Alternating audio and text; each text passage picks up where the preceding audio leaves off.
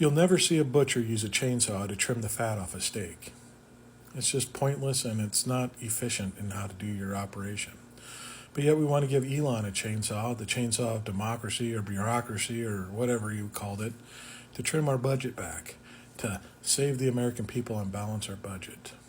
But it's not efficient, it's not practical, it's not what's needed. You're going through and just hacking away at stuff and not even looking at the ramifications of it.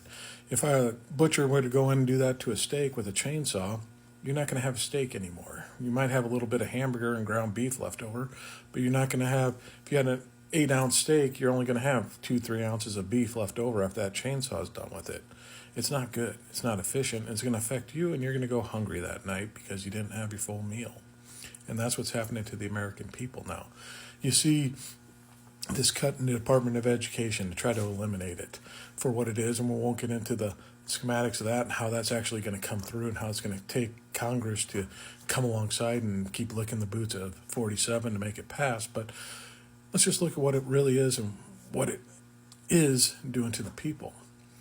This is in effect going after the lower classes in our country, the middle class and below, and hurting them and harming them.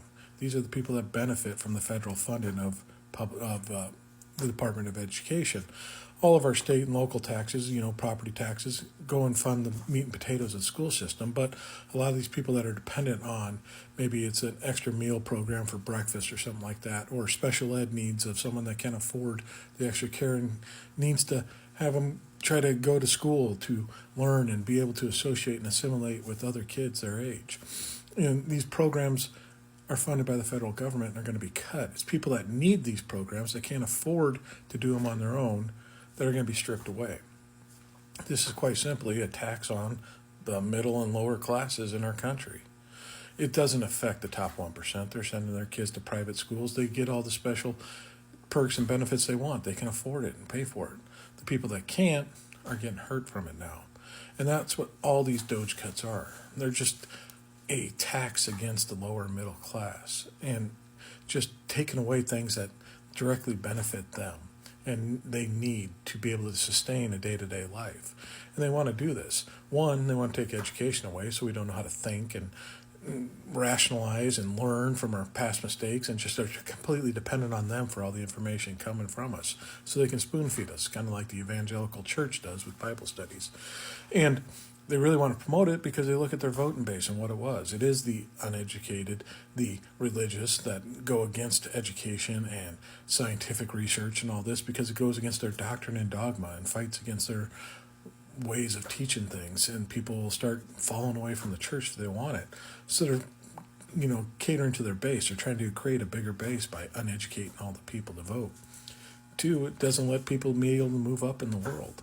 You can't really compete with the top 1%. It's already tough enough when you're going through a public school and they're getting elitist education and paying for that now you're uneven in that system, but now you're going to take that away from a lot of these kids and they won't even have a chance to compete. So now they have an uneducated workforce that are going to be completely dependent upon the top 1% that are going to all the private schools that they can keep going to and need to provide an income for them.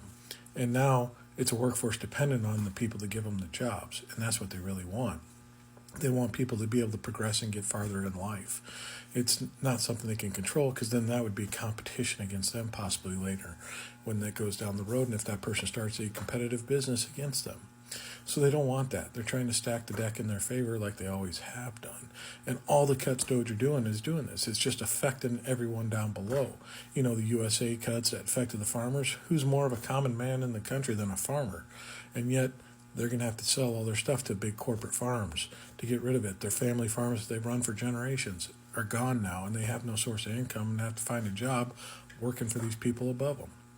So when we look at it, it's not something we can really expect them to understand. I know I'm preaching to the choir here, but it's something where we can start uniting with a lot of people, even people that may have worn a red hat in the last election. You're seeing people go to these town halls and speak up and saying, this has affected me. Why has this affected me so much and not so much the people above me? The people that can afford this stuff, why aren't we taxing them? And like I saw in the town hall just north of my town here in Columbus, Nebraska, where Mike Flood, the congressman from Nebraska, was in there trying to say, well, don't you want a balanced budget? And the people had the best response ever: tax the rich. If you want to balance the budget, get more money coming in by actually levying some taxes on them. If we said something like even ridiculous enough as saying anything over $1 billion we tax at 75%, the people making that money would still be able to live extremely comfortable and have generational wealth for years to come. But you'd also have this extra funding coming in to pay for all these programs that you want to cut out. You can maintain all the programs and have all the money to cover it and balance your budget. But they don't want to look at it that way because that's their gravy train, that's their bread truck. But as long as we keep fighting against them and coming here and start uniting, it's something that's going to scare them. And it's going to open up a lot of eyes as people start seeing the effects of this come down the way.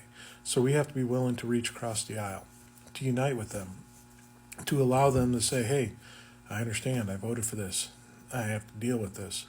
But say, come along with us and fight. Because we need all of us to come together and come and mount a fight against these people. Otherwise, they'll never understand.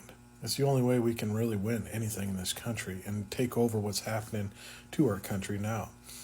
It's going to be a revolution one way or another. Either it's going to be peaceful and they're going to give up and realize that they're harming us, and we're realizing they're harming us, and they're going to see the power that we really have. Or maybe it's going to have to get something a little more severe and serious than that. But the key is we have to unite. We have to reach across and accept the people that did vote for the red hats and all that to go into office, and let them come over and understand that, yeah, I did this, but we're willing to come together and fight for a common cause now. We understand our mistake, and now we need to get our country back. So it takes care of the common man more so than the rich man.